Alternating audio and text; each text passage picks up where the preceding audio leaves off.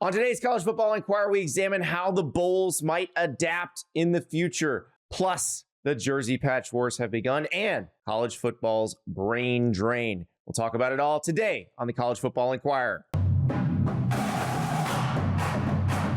This is the College Football Enquirer. I am Andy Staples with Steven Godfrey and Ross Dellenger. And gentlemen, Ross has a story that we got to talk about. The bowl system. The people who run the bowls, trying to figure out how they fit into the new world. And Ross, you had some really interesting details about some of the ideas they had. And I think they might have been listening to our man, Steven Godfrey, when we talked about this a few months ago. Where is my commission? Your cut? It's like I try to lay it all out here. So, bowl games, and I didn't really know this until recently. I didn't know how bowl games worked, really, when the inside financial issues of bowl games. But bowl games contract with conferences in TV partners in title sponsors. So they have three contracts, and all those contracts for most of the bowls come up this year. But because there's uncertainty around the future of the college football playoff and expansion, they're all rolling those contracts over with their conferences and TV networks. So this year will be normal sort of year of the bowls. But next year, they're starting to really think about, and they have really for the last couple of years, what the future sort of looks like. And really, let's be honest, this is up to the power conference commissioners and the power conferences in general of what they want to do. And right now they're exploring one proposal, and it's gotten to the level that ESPN has gotten involved. So it's to that high of a level of creating a 10 bowl consortium of 10 bowls, pitting power conference teams and selling that 10 bowl consortium to the open market, and getting rid of the conference affiliation, traditional conference affiliations tied to the bowls, and also getting rid of the fact that the bowls right now control, their TV rights. And in the future, this will be like a conference controls the TV rights of the bowls and pays the bowls a management fee. So a lot of changes being talked about there. The big question, of course, would be next is what happens to all the other bowls that aren't P4 versus P4, right? Like now. You mean the ones that ESPN all owns? Mostly owns, right? Yeah, ESPN mostly owns all those bowls, and it fills a bunch of holiday TV windows. But if the playoff expands by too much, those windows will be somewhat full, number one. And number two, you might not even be able to have this bowl consortium if you expand to 24 teams. So there's a lot still up for debate, and a lot of it depends on the college football playoff expansion. Oh, well. Yeah. I'm not going to cry over any of this as long as I still get football on my TV. I really don't care. I was golf clapping when you mentioned getting rid of the traditional conference affiliations, because you'll find no bigger booster of the Tampa Bay metro area than me. I've lived there. I've worked there. I love it. You're not even a pro wrestler. Poor Iowa fan. Well, no, I worked out with the pro wrestlers. I'd be in there and Crush from Demolition just walk in. Let me just say, I think you have a good look. I think you're a little old for to go through camp. I'm just saying, I would help scout tapes when I worked in the business. You have a good look. Obviously, you've got the height. I know that you can put on mass. Like you could get up there. I think honestly, just if we'd have caught you 20 years ago, I see a very clear path for you. Yeah, I could cut a promo. You're good on a mic. You're good on a mic. I think we never had a food critic gimmick. Okay. Just right?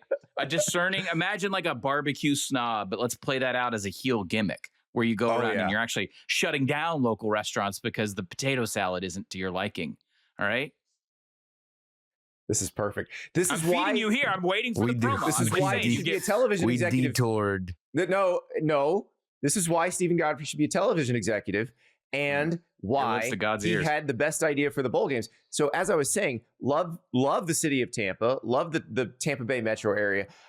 always felt bad that Iowa fans just kept getting sent there year after year after year after year after year, when maybe they just wanted to go to San Diego one time.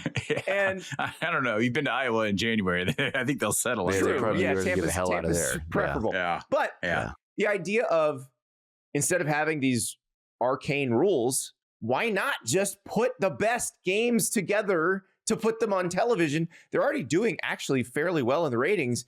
Imagine if you had even better matchups that you could put together. And remember, you're putting these together 3 weeks before they're played. Yes. You can rip from the headlines games. It would be awesome.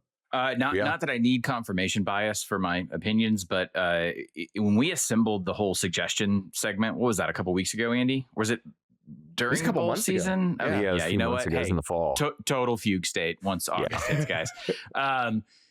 I called people who worked for successful bowls. I did not call people who worked for bowls that have since been shuttered or are on that sort of Mendoza line of cuts. The people who run successful bowls, and I define success as the ability to create an interesting and compelling live and television product, the ability to sell tickets, and the ability to create good matchups. The first thing every one of them said is, please free us from conference affiliation, because they want to, and a lot of them actually want to work together. They want to get in a room where the payouts are of a like tier. This is why I mentioned this when I did the suggestion segment. And they just say, hey, okay, guys. So to Andy's point, all right, we had Iowa last year. Maybe this coach came over. There's a storyline here. These fans don't, this matchup would draw. We'll trade you X for Y. You guys get Notre Dame next year, whatever it is. Because they're all trying to, again, to borrow from pro wrestling, they're trying to book a great match. This is an exhibition game. So the goal is to create the most compelling 3 hours.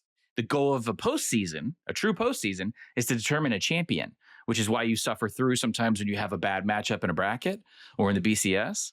The goal of an exhibition game is just those 3 hours. And so they all want to get rid of conference affiliation. Even the ones with good conference affiliation, even the ones who have a deal with the SEC and the Big Ten. Because you know what sucks?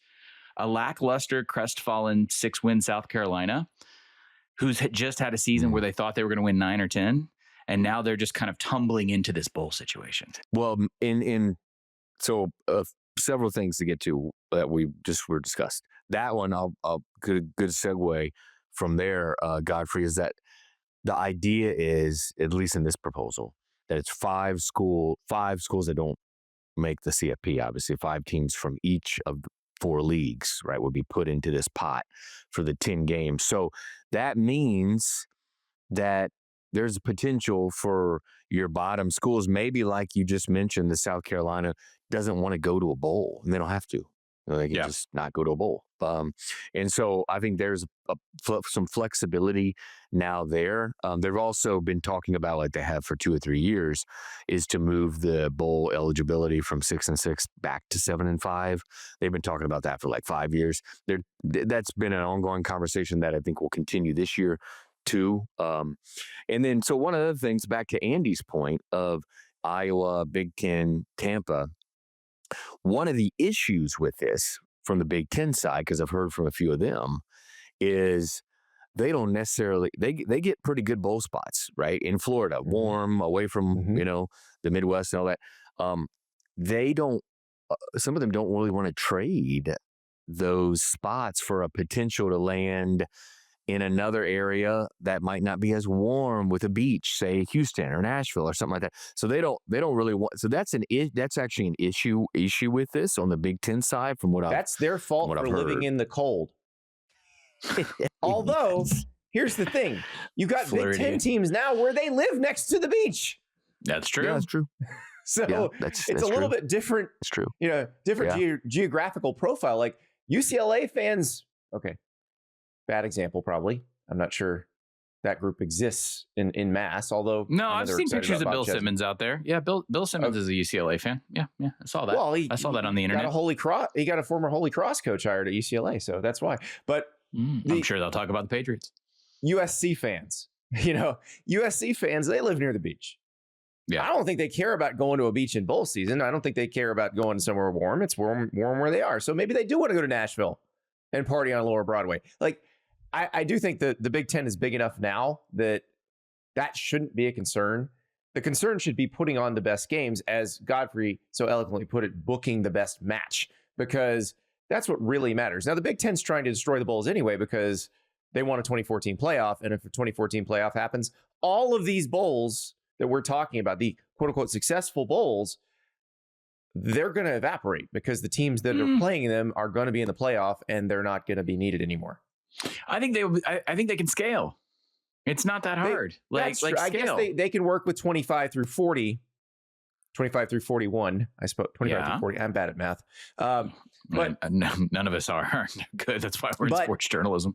Well, for 10 games, you'd need 25 through 40. 45 or whatever. What is the total inventory of games in a 2014 playoff? It doesn't matter because the Bulls aren't getting but 6 of them at the most. Right.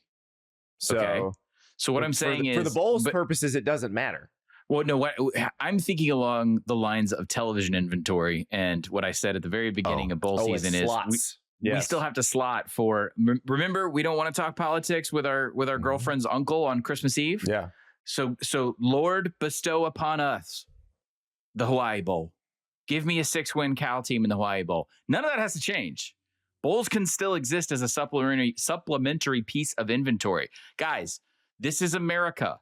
We're about to launch another minor league football season in like 5 minutes, okay? The indoor football league is back. Yeah. This concept of killing the Bulls is a bunch of histrionic nonsense from people who are watching the comet hit their dinosaur asses, okay? Yes, you're not going to have a fluorescent vest and you're not going to have a massive multi-million-dollar payout. But the idea that you will not be allowed to, for some reason, take 2 teams that aren't participating in the 2014 playoff. Hey, guess what? Here's some math. There's 130 gajillion teams in the FBS, okay? Some of them are going to have... It's not a matter of being allowed to. It's a matter of the market desiring it and paying. ESPN desires it. We as Americans have shown, Andy, you know this, 49 of 50. 49 of 50. You know where I'm going, right?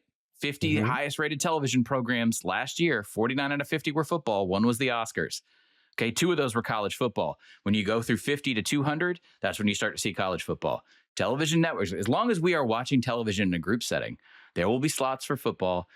People will prefer football over every other sport. Until that changes, there will be room for, let's say, can we do 10 bowls? How about 10 really good exhibition matches? Keep saying that would be great. And it's the 10 we're talking about here. 23 games in the 2014 playoff. Yeah, thank you. That's what I was about to say. Yeah, I was counting and doing math, and it was not pretty. So and how many 8, 4, 2, 1? Yeah, I think correct. And when I became a national reporter years ago, there were 40 odd bowls. 40. Well, the height was 43 a couple years ago. Yeah, I think it was 43. Yeah. So I think 10 to 12. I think 10 to 12 very well positioned and well crafted exhibition games that work in television slots as supplementary viewing. I definitely look. ESPN is not going to get any smaller, right, in terms of the amount of inventory it's trying to broadcast. So I don't see the problem here. Yeah, and it's interesting because I think you would be worried about maybe antitrust concerns if there were more networks that wanted to be involved in this. But ESPN is really the only one that wants to. I guess CBS loves broadcasting the Sun Bowl and Fox loves broadcasting the Holiday Bowl. But like ESPN is really the only one doing this. Yeah. And so they've got to figure out how to sell it best to them. I think all but 3, right? All but 3 bowls that we said it's like all but 3 are on Arizona, ESPN. and the Arizona Bowl has bounced around. Streamed. They were streamed for a while. That's when I was talking to some former and current TV people, asking them how much this 10 bowl consortium would be valued at, number one, and number 2, would it have any other bidders? And most of them are like, probably not any other bidders that would get close to ESPN, just because they have to fill these windows, and they've been having him for so long, they wouldn't want to let them go, Yeah, so it would be hard. More important to ESPN. Like this new conglomerate. So Skydance is the Ellison pending regulation company. Yeah, it does have to get regulatory approval, and it may involve spinning off some of the smaller streamers to do that.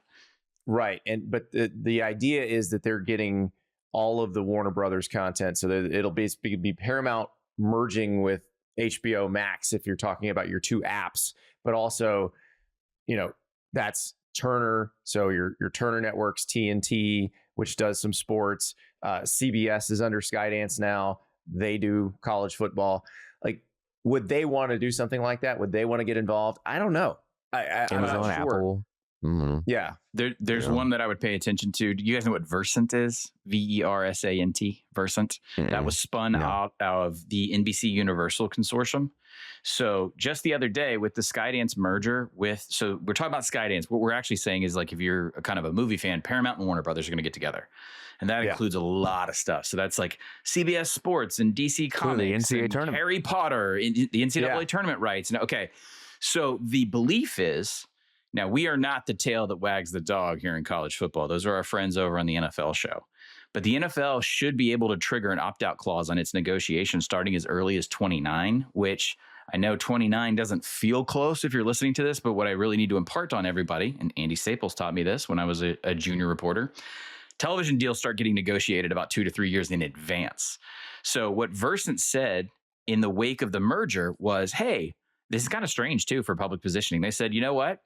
With everything that's shaken on, we think we might want to step into some major sports. So if the NFL were to manipulate their overall survey of where they put their rights, and keep in mind, guys, we're talking about potentially Apple getting involved with the NFL, Netflix increasing its inventory. And so if things shift dramatically, go back to what I said earlier about 49 of the 50 top live television events, whatever we're still going to call television in the future. People want inventory. They want football. And so I could see some of these newer players in the arena coming in to suck up some of this inventory in college football. And it's interesting that you put it that way, because one of the biggest, most important television deals in the history of college football happened because of what you just described. Because somebody else jumped into NFL bidding and took the NFL away from somebody. So remember what we always say, Steven Godfrey. It always goes back to reading The Club, the book about the Premier League. Yes. What did the Premier League teach Rupert Murdoch? That premium television sports content is king. Yeah. Emboldened Rupert Murdoch to bid on the NFL. Fox took the NFL away from CBS because CBS didn't think anybody would bid that much. Fox basically doubled CBS's bid for the NFC and left CBS with nothing. What did CBS do to replace that nothingness with that money left over that they were going to spend? They made a deal with the SEC, which turned out to be one of the best deals in the history of sports. Yes. And that's the cascade effect that I was referencing earlier. So, yeah. So how much just of this 10 bowl power conference consortium they're talking about? So I'm not talking about all the other bowls, which, by the way, right now in the 40 bowl lineup, I think 12 or 13 bowls pit power conference programs together. So you're talking about 10. So it's not too far away from what we sort of have now. And then all the other games where there's 6 for the CFP, and that leaves around like 19 or 20, I think, for group of 6 bowls, some of which pair group of 6 power conference, not very many. But my question, go back, is of the 10, how much is that worth? And I was trying to get that from a lot of people. And what I ended up doing is I just added up all of the payouts that those 10 bowls pay out to conferences, which, if you're wondering about those 10 bowls, they're the Gator and the Citrus and Houston and Vegas and Alamo and Holiday in Nashville. And there's a couple others in there I've left off. But their whole payout totals around like $50 million. I don't know if that's high or low for a TV network. I'd be curious to know how much ESPN would pay for the 10 power conference. I mean, bowls. I think that question relies on the quality of the programming, which goes back to, we've got to break up some of these just nonsensical requirements that we used in the dark ages. Also, the playoff has to be decided on, because that changes the math on it as well. Yeah. Which, by the way, is a reason to, again, reiterate, you do not need to figure out the playoff until you figure out conference alignment, what everything looks like, then do the playoff, then do the bowls, then do the and bowls, sell it all at once because you're leaving money on the table. The regular season and the postseason need to be sold together. In these models that we're projecting, are we including high tier bowls still as semifinal slots, like the cotton, the rose, the sugar, the peach, etc.? We are. Yeah, they're remaining as quarter. Okay. In semifinal, we don't have to. They should. We don't. We don't have to do that.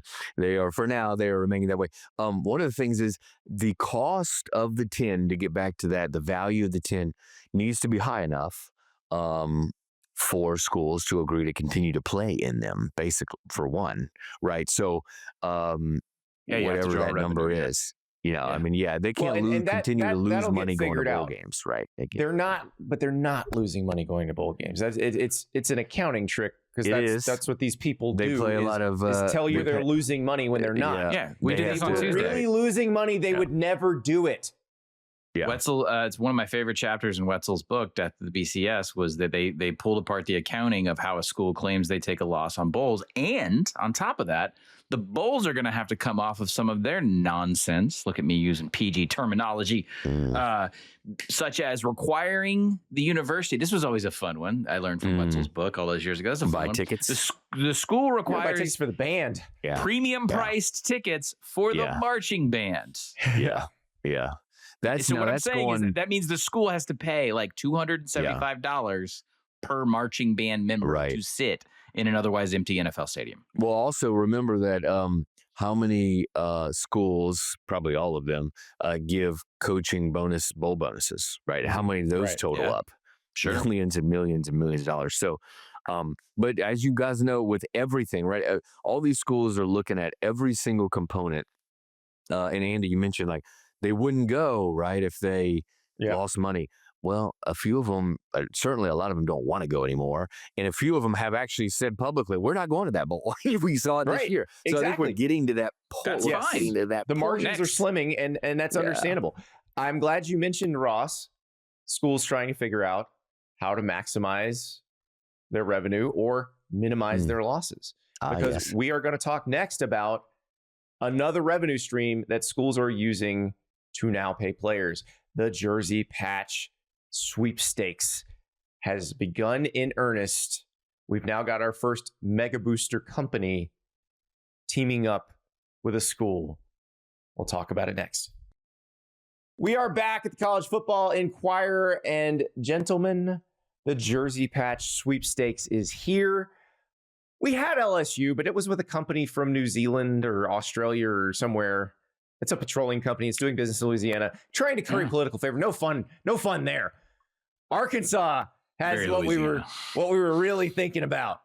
Tyson Foods will be putting patches on 19 Arkansas teams' jerseys, all 19 jerseys. Tyson Foods, of course, an Arkansas-based company, a $53 billion a year company run by Arkansas mega fan John Tyson. And 90% of the money from this deal, according to Arkansas, will go directly to the athletes. And so this, if you're wondering how the rev share cap affects things, and then how you can then give money above the rev share cap, well, guess what? Tyson Foods is a very large company.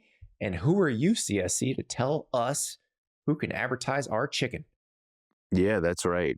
This is a great and legal way to get players more money above the cap, right? We were seeing it maybe not as public with apparel brands. We've talked about the Adidas situation and all that, and we're going to see a wave of schools striking deals with big sponsors for jersey patches where a portion of the money. Now, some schools might not do exactly what Arkansas is doing, where 90% of it goes to the athletes, but I'm guessing schools will use quite a bit of it to go to athletes. And this is, depending on how they file the deal with the clearinghouse, and we can get into all that later. We have a story on that. But depending on how they file the deal, you got a big old brand, and even though they're associated entity because they're a booster, obviously, this this is a hard one to deny if you're the clear. Yeah, I mean, so a lot Tyson of this Foods stuff is a massive company.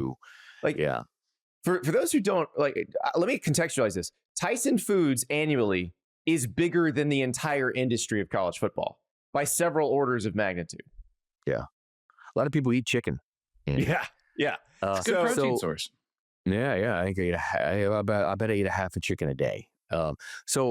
I'm giving a lot of money to Tyson, and Tyson's giving that money to Arkansas athletes. So you're welcome. Here we are.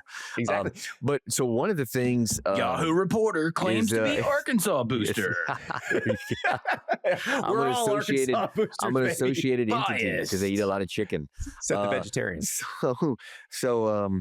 I wonder how much the deal's worth. Now, it was sort of purported that it's one of the biggest deals or the biggest deal. Well, that's kind of an interesting way to put it, right? Because we haven't seen a lot of these deals yet, and they haven't been struck. They're going to be struck over the next few months, especially.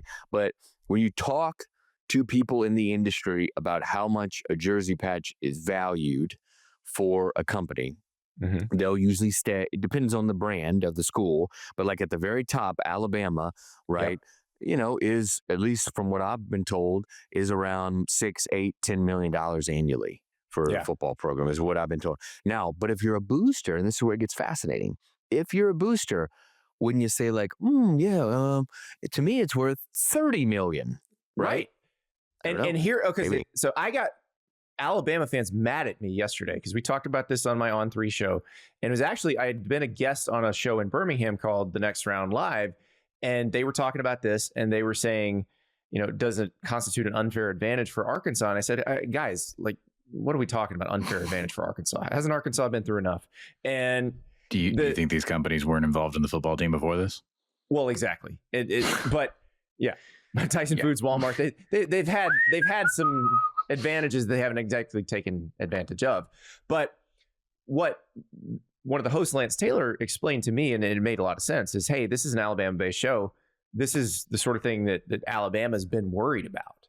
Is they don't necessarily have the in-state sugar daddy company that some of these other schools might have, or the connected company like Memphis and FedEx are very connected, and Memphis, in terms of value to a company as an advertising vehicle, is nowhere near what Alabama is, and Arkansas is nowhere near what Alabama is. So that's, and it's funny because the Alabama fans got mad. They're like, don't you know we're going to get yes, you're going to get a very big company. You're probably going to get, I think Mercedes would be a perfect partner for Alabama. Mercedes has a big plant in Tuscaloosa. It's a huge brand. Yeah. And because I do think like the value on the Alabama or the Ohio State or the Michigan jersey for 3.5 hours, that is a massively valuable piece of property. Be interesting to see, though. I don't doubt the perceived ROI of exposure for one Tyson Foods appearing on the jersey of Arkansas. $53 billion company doesn't need a ton of exposure anyway. No, that's what I'm getting at, is that there's an emotional conduit there between Tyson and Arkansas. I'd be terrified if I was a Bama fan, because guess who doesn't care as much about paying players or winning football game? The Germans, Andy. Yeah. Mercedes has other things to do. I disagree. The Adidas people seem pretty interested in it. Those are different. Those are different Germans. Different Germans. Okay, they're more interested in sports than efficiency. But the thing is, Alabama can command McDonald's. They can command like a massive company, and they better. And that's what I wanted to ask you, Ross, because you know this really well. Do you think that would allow them to get in the same universe as, say, a company where the founder, or not the founder, but the person who runs it, maybe, I don't know, personally bankrolled the hiring of the basketball coach of the school, as what happened with John Tyson in Arkansas? Yeah, and I would be very curious of how much scrutiny that the College Sports Commission will be giving, or NIL Go will be giving the sponsorship, jersey sponsorship that comes from a booster that's so involved. That's going to be sort of fascinating there. And I'm dying to know too the complete value of the deal. I'm sure it'll be fine. I'm sure it'll go 8 great, million, Ross. If it's 8 million, that is probably about right. Oh, yeah. And that seems about right. if it's 30 million, then it's a different. That seems a little inflated. Yeah. We need the context. Now, here's the question, guys. These deals are already in the works. Like we're gonna get a flood of these here in the next few months. Like Ward Manuel, the Michigan AD, he said that they're open to it, which means like I would think Michigan's uniform would be the most sacred. Domino's, please do Domino's, please do Domino's. Oh, Domino's. I was gonna say, yes. Please do Domino's. I think after the Dave Brandon times, that's the bit. Domino's Don't explain the joke. That's the bit. think about the average snottiness of that fan base, and they're trotting out there with maybe there's like a QR code for like a 50% off on Fridays kind of situation at Domino's. See, now you're getting into the Coke bottles. Hail when Dave Brandon was there for free tickets. Yeah, baby. Well, how about Ford on a Michigan jersey? Boring. Also, hey, Handy, you bring up something really fun, which is what I'm waiting for, which is Clash, color contrast Clash.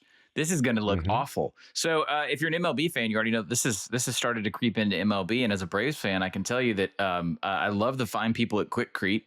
It's a great product. I've used it in my personal time using Quikrete. It's bright yellow, and that patch on the sleeves for the Braves, it's pretty hideous. Are you insinuating the Yellowwood patches on the Auburn jerseys are going to clash a little bit? So I was going to go with the different. I already checked the difference in Pantones between the Pilot Truck Stop orange and the Tennessee Vol orange. But let me tell you something. We're going to get some garish representations here soon, buddy. I mean, it's going to be. Are they all going to use their colors? Are they going to? I would use team colors. Because you're just going to piss everybody off. Because no, you can't. You can't.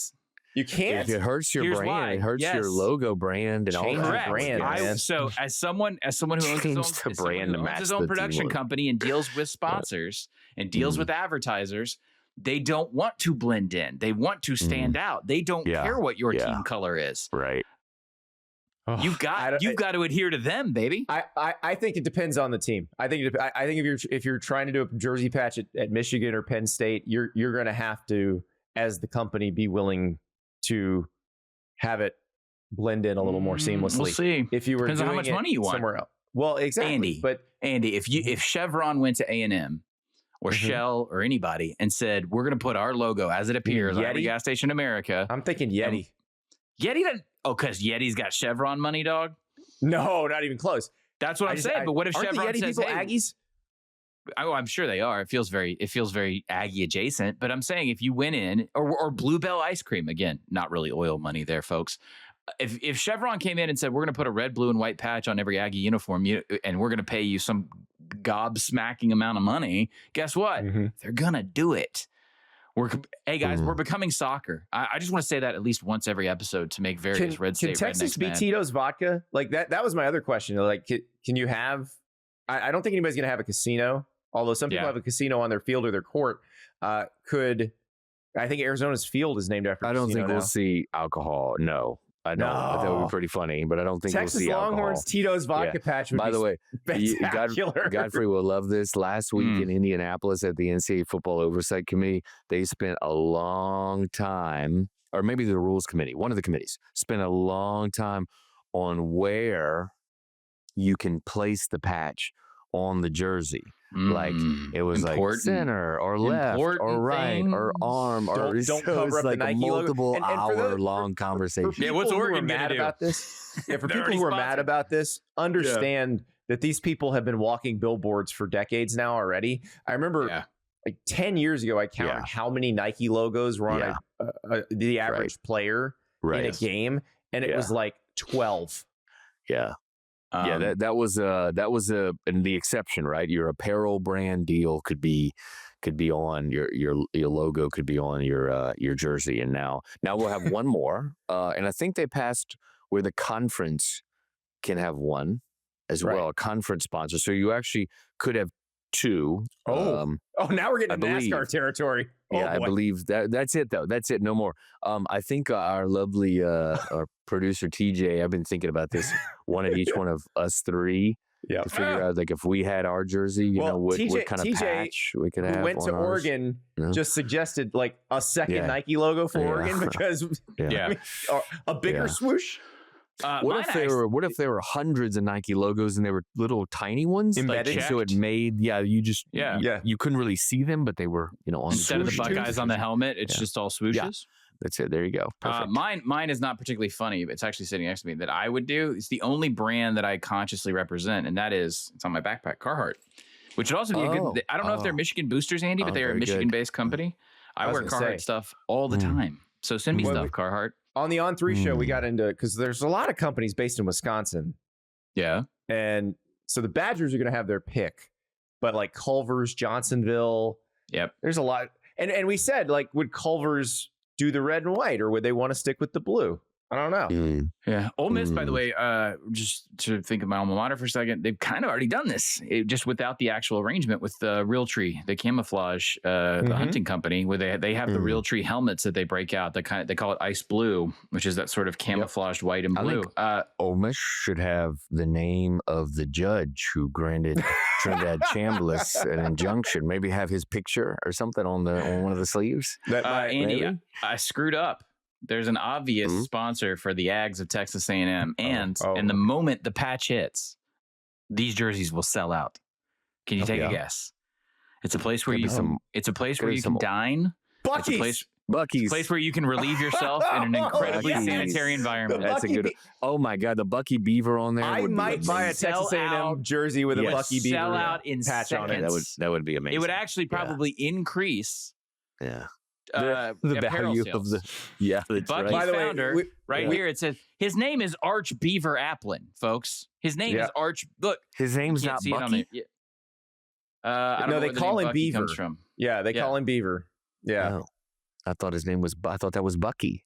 I gotta. Yeah. Oh my God, this man's their basketball coach's name is Bucky. Oh, this man's facial hair. Oh man, wow. So just Godfrey's having Carhartt on his. Is that what you said? Definitely. Carhartt for the Wolverines. Okay. Yeah, as a I think I have Michigan a beanie, supporter. a Carhartt beanie. Wait, is this a Carhartt beanie? No, no. I definitely have one. You can see the logo in the camera. One of my favorites. Yeah. Yeah. So now, Ross. This brings into play another story that you just wrote. Yes. Your On3 column this week is about the CSC, which is in charge of policing the outside the rev share deals, the traditional NIL deals. Well, what's the latest on that? Because this is going to affect that. Yeah, there's a law firm, Winston and Strawn, which is where Jeffrey Kessler, one of the lead attorneys, $1,800 an hour. One of the lead attorney, one of the lead attorneys in the House case, in the plaintiff's attorneys, and the plaintiff's attorneys are charged with overseeing.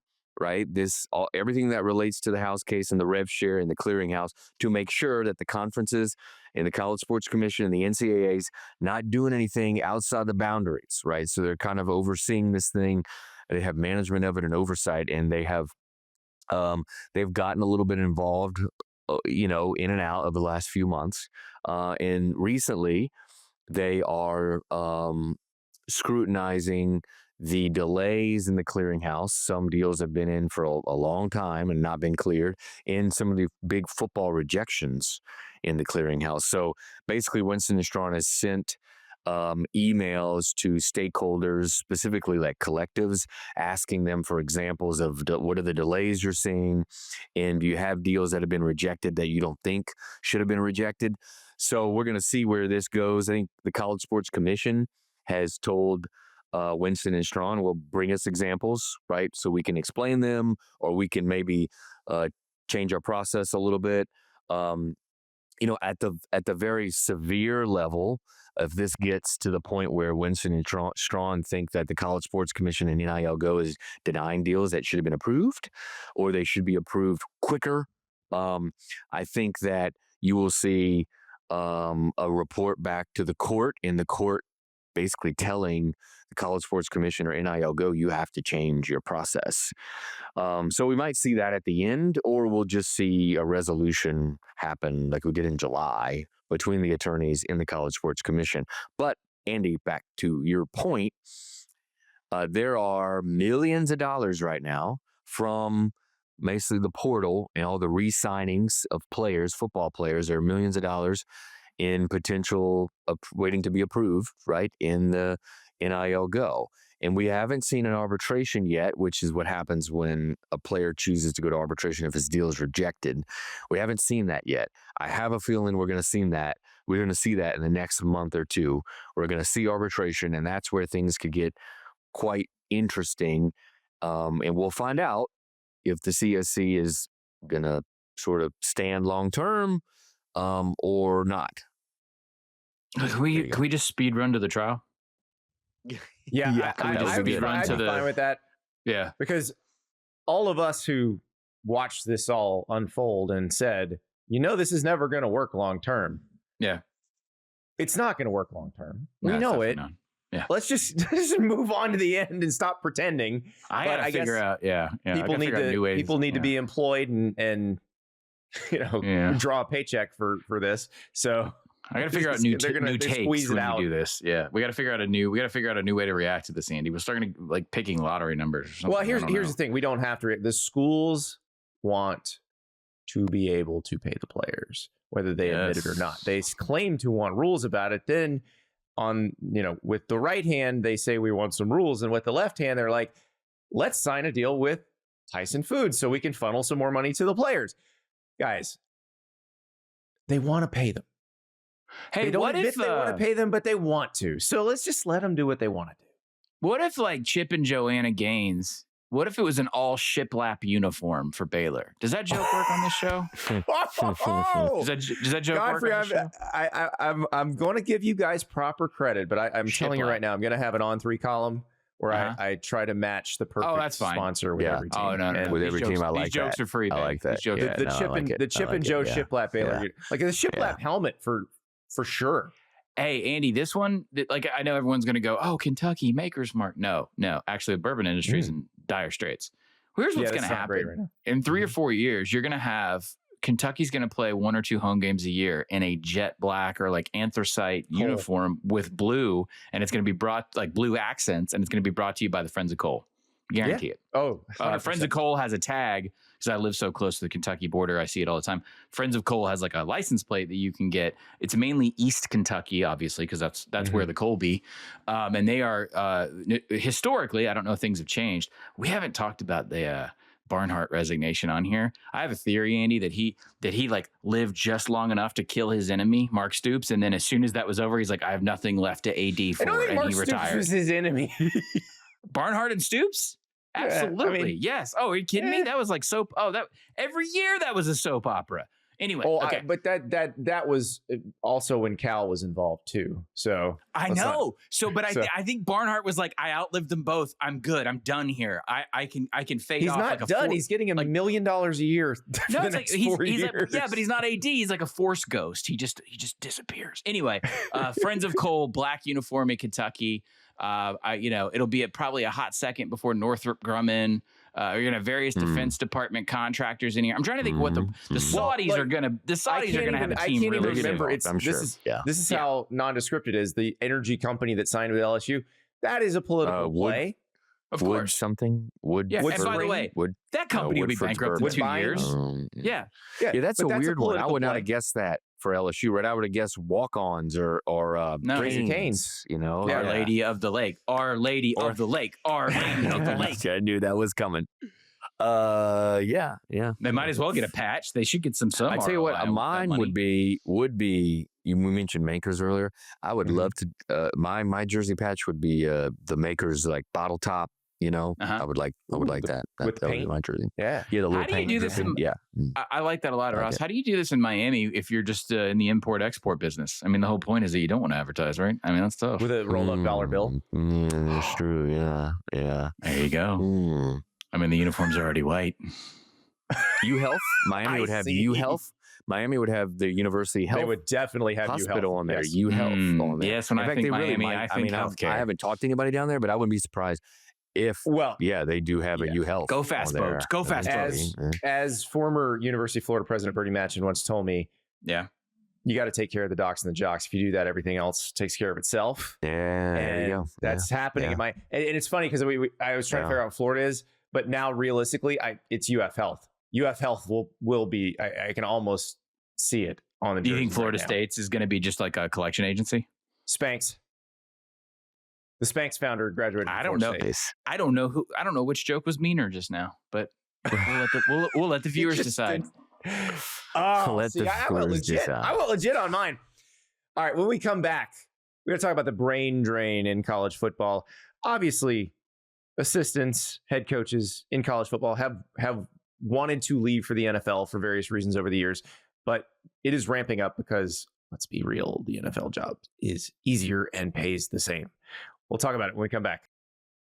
We are back at the College Football Enquirer, and a topic that has grabbed Steven Godfrey's interest over the last few weeks. He has been watching carefully as various college coaches have decamped to the NFL. And obviously, college coaches have moved to the NFL and NFL coaches have moved back to college over the years.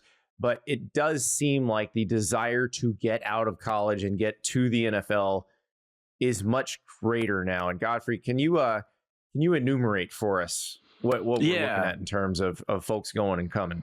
Yeah, I've watched with great interest and passion, but not great enough interest or passion to actually take notes. So what I did yesterday in advance of this segment was I just hit up someone who's far more responsible than me, and that would be On3 reporter Pete Nakos. And I just said, "Hey, what's that list at right now? I know you're keeping one. Yeah. Look, if you're gonna copy homework on the school bus, get you a smart one, okay?"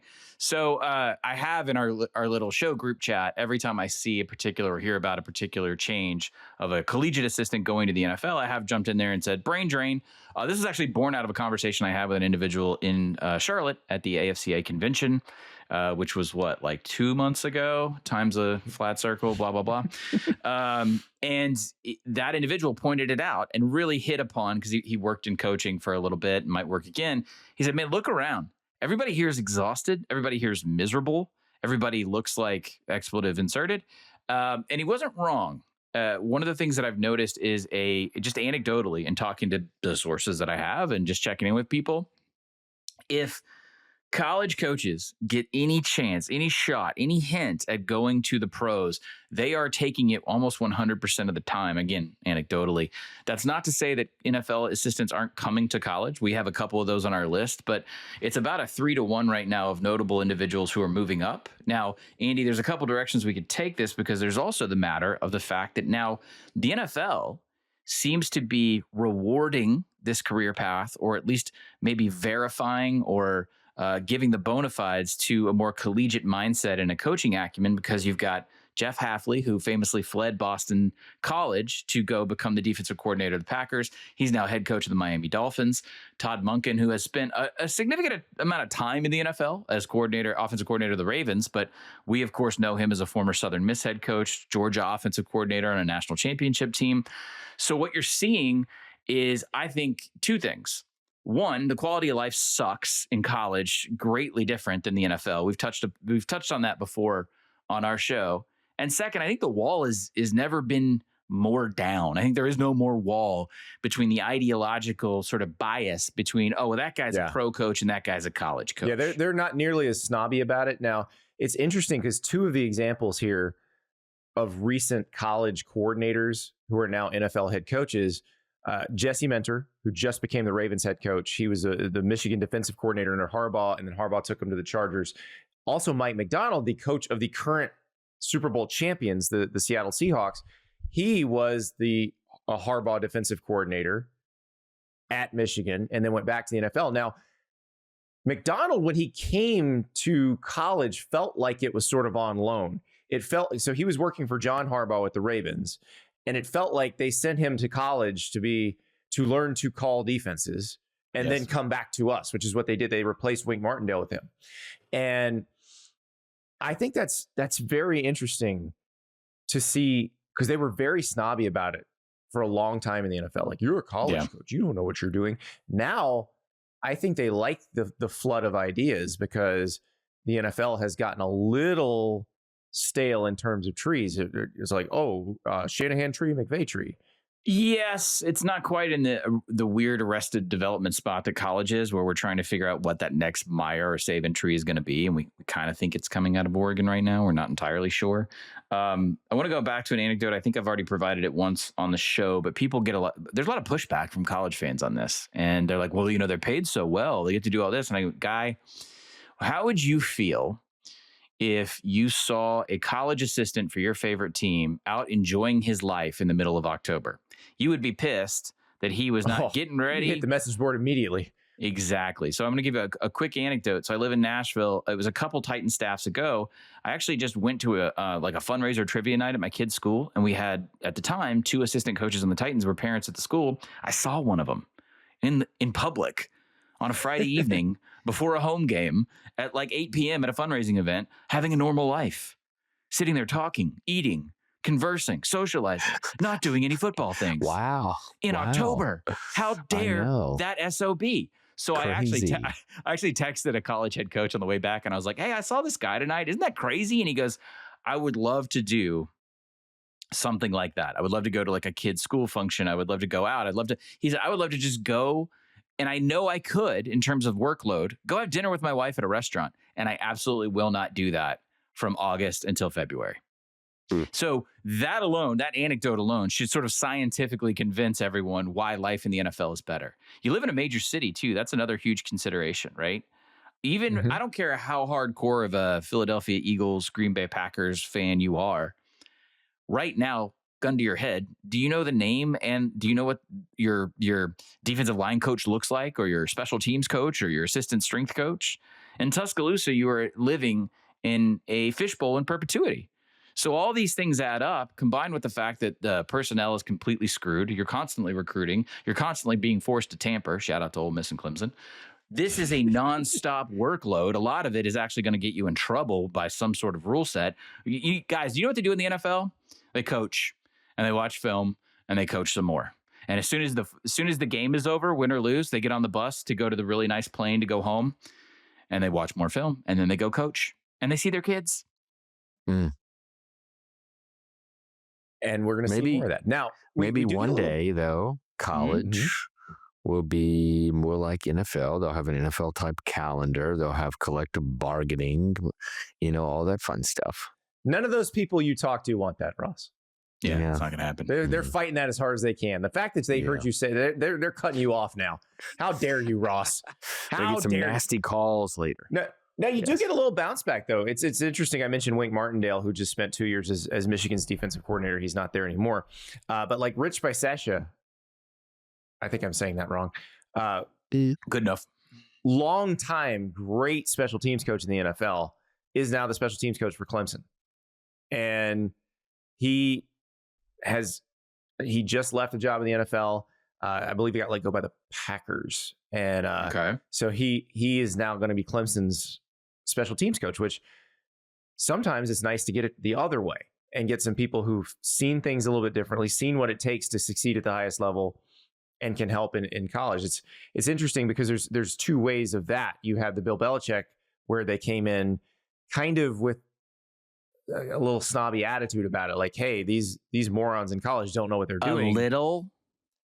Okay, a lot. And they were quickly disabused of that notion that, maybe they do have some idea of what they're doing. Maybe they're a lot better at putting together rosters than we are. So Mike Lombardi's about to figure that out. I don't know about Belichick. Yeah, Andy, that hire at Clemson was really interesting to me, just because, Dabo has a less than stellar record of embracing concepts or ideas from outside of his little clique. I mean, you look at what just happened in the offensive coordinator situation, him dusting Chad Morris back off. I think Clemson would benefit from having an NFL mind, a veteran, successful head coach come in and introduce some new concepts. To me, that's not the open-minded laboratory of ideas that you might find somewhere else in college. Yeah, Rich Bisaccia, interestingly enough, like back to his roots, kind of, he initially, as a very young coach, was a college assistant in the state of South Carolina. He was the assistant who recruited Steve Tannehill to South Carolina, the late great quarterback. So speaking of coaches who coached in college and went to the NFL, I would like to pay a little tribute to the man who coached college football most of his life, did leave for one season rest in peace, Lou Holtz, who, remember, in 1976 went to coach the New York Jets, resigned with a 3-10 record, and said God did not put Lou Holtz on this earth to coach in the pros. And so, as you saw yesterday, when Lou Holtz passed, everybody he coached for put out touching tributes. And so Arkansas, Minnesota, NC State, Notre Dame, South Carolina, all places Lou Holtz served as the head coach. His press conferences were always hilarious. It's interesting because I think I'm the only one of us who was actually working in the business when Lou Holtz was still a head coach. And it was only he was the South Carolina coach at the time. He was almost done. But I feel like there's an entire generation who remembers Lou Holtz from the Reese Davis, Lou Holtz, Mark May post-game show on ESPN, wrapping up all the games on Saturday. Yeah, that's how I remember just growing up where I did a lot of Catholics, right? And so I grew up a Notre Dame fan because of that, and so did most of my family. My dad still has his 50-year-old Notre Dame starter jacket. So we grew up, and he's got books from Lou Holtz as well. So I kind of grew up around that when I was a kid. But my defining memory sort of Lou Holtz is on ESPN arguing with Mark May. That's kind of how I sort of grew up around Lou Holtz. And late in life, the last interview I had with Lou Holtz it had been a while. It probably was even before COVID, maybe in 2019, I feel like. And it was obviously getting a little more difficult to interview him on the phone, especially. But he was always good for a quote. That's for sure. I have some of his best, and there's a couple that really stick out. The man who complains about the way the ball bounces is likely the one who dropped it. Never tell your problems to anyone. 20% don't care, and the other 80% are glad you have them. The thing was, he had this unlimited well of these things and could command them instantly in his prime. Holtz is a really interesting case study for me because I skewed somewhere closer to Ross's time, where he was more of a television figure in terms of how I received the sport. But then when I got into it, my interactions with him I think Holtz is going to be a case study in retrospect of building the mythos of a coach and the idea of being larger than life, and then the idea of what he says to players and how he represents himself. Because Lou Holtz it's a checkered and interesting case study of a human being. If you look at he's on the field for the NCAA investigations after he finishes at a school. It was a lot of his actions and his words. It's funny, as you go later in life, you run the risk of really putting the last and most permanent color on your legacy. And he became very aggressive in the political theater. A lot of his actions didn't match some of his words. I think what's fascinating to me is that he really kind of he's the one who burnishes the mythos of this sort of superior statesman coach who is kind of above it all and, preaches a certain selflessness, and then doesn't necessarily, he got very political towards the end. He didn't always match his actions and his words. And I think that colors his legacy for a lot of people. And, Ross, you talk about Catholic. I know Notre Dame fans have a lot of opinions about him, pro, con, sideways, and how they're not a monolith when it comes to Lou Holtz. No. And honestly, Lou Holtz kind of weaponized Catholicism towards the end of his life. And so he's an interesting case study to me because I think he's the proto Tuberville of taking the revered authority figure coach and turning it into a political cudgel. So it'll be really interesting to see how he's remembered as we go on. It's interesting though, because he retired, almost over 20 years ago. Yeah, the South Carolina thing was he could have gotten into politics if he'd wanted to. I think he would have been very effective. I mean, he was in there. He campaigned for Trump aggressively. He could have run for very high office, and I think he could have won because he would have been great on the stump. He was an incredible public speaker. He had the skill set that most of these politicians wish they had. He sort of invented too the celebrity coach aspect because the game had very much passed him by the time he was at South Carolina. and then he pivoted to television because of all the assets that you're talking about, Andy. He was so effortless in the way that he talked about but things. He was not bad at so he takes over South Carolina. They're terrible. And I believe 0-11. Yeah, 0-11 first season after like replacing Brad Scott. Yeah. But then he got him good. Yeah, they were pretty good. They were. Yeah, so he handed off a good team to Steve Spurrier. Lou's deficiencies were more sort of the state of the game and off the field, and I think it was. I think the sort of deepening political demands of a job like that were starting to get at him, and he's going to be a really interesting case study because he put off this grandfatherly visage, and then at the same time polarized so many people. So it'll be interesting to see how he's received in hindsight as we move forward in college football history. Well, rest in peace, Lou Holtz, and we will be right now thinking up more jersey patches. I think my whole weekend's going to be jersey patches. I don't know about you guys. Shiplap. I want a shiplap helmet, if nothing else. Just one game, special game, homecoming shiplap helmet. Done. There you go. Maybe the home makeover game, not the homecoming game. Yeah. I'm telling you, there's reality TV potential. You don't want to call your football program. You don't want to call Baylor a fixer-upper. Not in the last 20 years. No. It's been fun, gentlemen. Talk to everybody on Tuesday.